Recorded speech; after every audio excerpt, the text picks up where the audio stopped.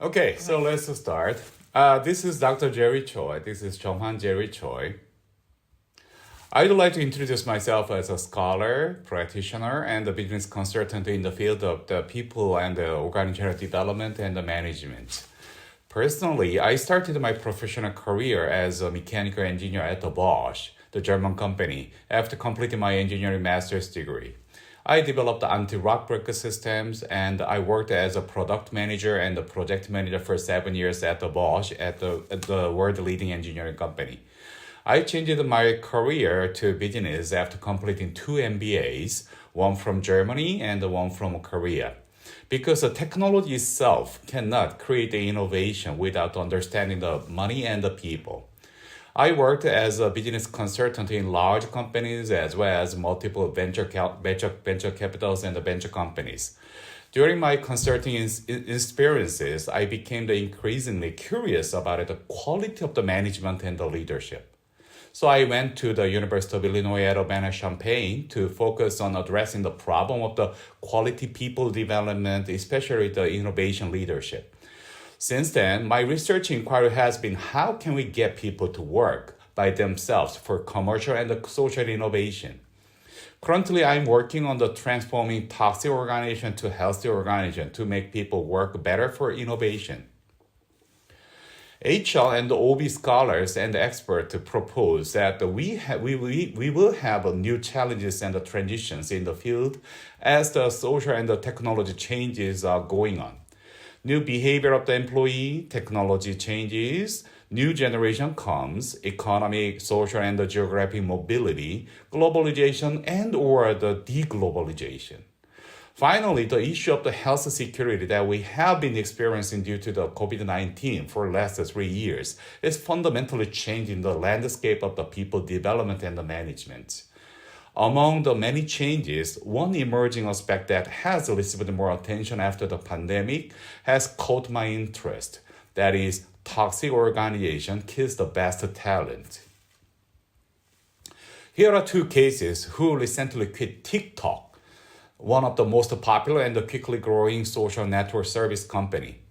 First, Chloe Shi quit her product manager job at TikTok Silicon Valley, California for several reasons. According to her, the company did not support her professional growth. The company had a toxic culture. The company disregarded diversity. She totally lost her physical, social, and mental health at the toxic organization. She reflected that she lost herself at the job, and she quit the TikTok job.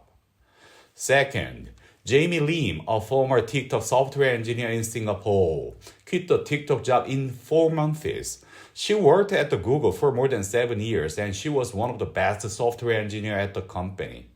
She looked for the growth opportunity at the quickly growing TikTok.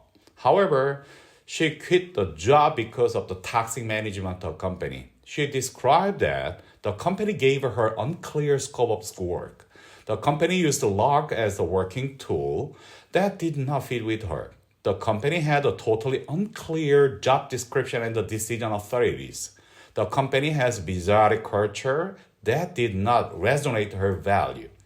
Jamie, as a minority in the company, experienced the toxic organizational culture at the TikTok and she worked away from the company in 4 months. Unfortunately, the toxic organization, toxic people problem in the workplace occurs almost everywhere in the world, regardless of the culture or the business sectors. Tara West, a New York University professor, recently proposed the idea of the jerks at the work, toxic coworkers, and what to do about them at the Harvard Business Review. In her article and the book, she proposed the 5 toxic people styles: kiss up, kick down, credit stealer, bulldozer, micromanager, gaslighter. According to Professor West, toxic people create the toxic organizational culture. The toxic organizational culture kills the best talent. However, why people get toxic and how an organization gets toxic? Are there any way to avoid them? In order to identify the fundamental mechanisms and the principles of the toxic people and the toxic organization to avoid them, I brought the Lemmas and the ideas. I defined this idea as healing the organization or for energy as capital. All photos and characters are made by me, and then they are fully registered as intellectual property. I summarized and proposed 5 lemmas to explain the toxic people and the toxic organization phenomena in the workplace. First, people struggle for energy. Energy is capital. Third, capital is the multidimensional. Fourth, becoming energy drain or the energy source is habitual. Fifth, habit is constructing rather than constructed. James Redfield introduced that concept of the energy war in his book of the Celestine Prophecy. Shortly speaking, individuals and the institutions seek to control the energy of the physical, social, and the mental and the spiritual powers of others. This energy is often referred as a prana or the chi, and it is believed to be the source of all life and the consciousness. People believe that the controlled energy is essential for the power and the wealth, and they try to maintain their dominance through the several control strategies. Redfield suggests 4 energy vampire styles such as interrogator, intimidator, aloof, and permy. However, I focused on the tools and the strategies for controlling the energy. I suggest 5 energy vampiring tools. First, torture needle. Second, sledgehammer. Third, frozen arrow. Fourth, begging bowl. Fifth, spider web. Each tool and the strategy is used to stealing and hijacking energy from others. On the other hand, there is constructively energy creating strategies for healing and healthy relations and organizations. Rico, the psychologist and the business consultant, proposed the 5 A's as tools for creating the vitality energy at the work: attention, acceptance, appreciation, affection, and allowing. More fundamentally, why people does struggle for energy? The answer could be because the energy is precious like money. So, we may think the energy is the capital. But what is the capital? Capital can refer to a variety of the resources that are used to produce goods and services.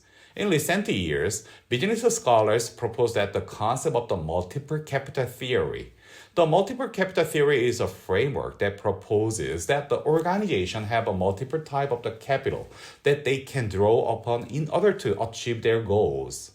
This theory was developed in responses to the limitation of the traditional views of the capital in terms of the human development, environmental, sustainability, and the holistic view of the governance system, ESG. Synthesizing the previous terms and ideas, I propose that the 7 types of the multiple capitals. Therefore, we can simply understand the people's struggle for energy as multiple capitals. Visiting the 2 cases of the TikTok people who recently quit their job, they commonly pointed out the toxic organizational culture that drove them to leave the organization. Summarizing those toxic organizational culture, I propose 7 toxic management practices. They are mediocre, bureaucracy, asymmetricity, nepotism, ignorance, meritocracy, disparity. On the other hand, 7 contrasting, healthy, and healing management practices were matched 1-to-1. They are excellence, participation, transparency, competency, active listening, all-level people development, and inclusion. Choosing the toxic management practice in energy drain side or healing management practice in energy source side is habitual by the leadership.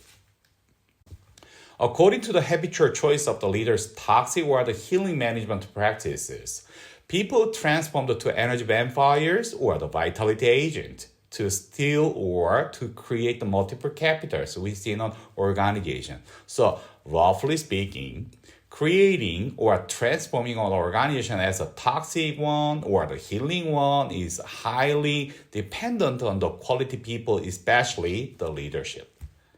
If an organization is business organization want to transform its culture as a healthy and healing one, the organization leadership should reflect their habitual choices on their managerial practices and should give more attention to the dynamics of the energy war between people. That's all. Thank you for your listening.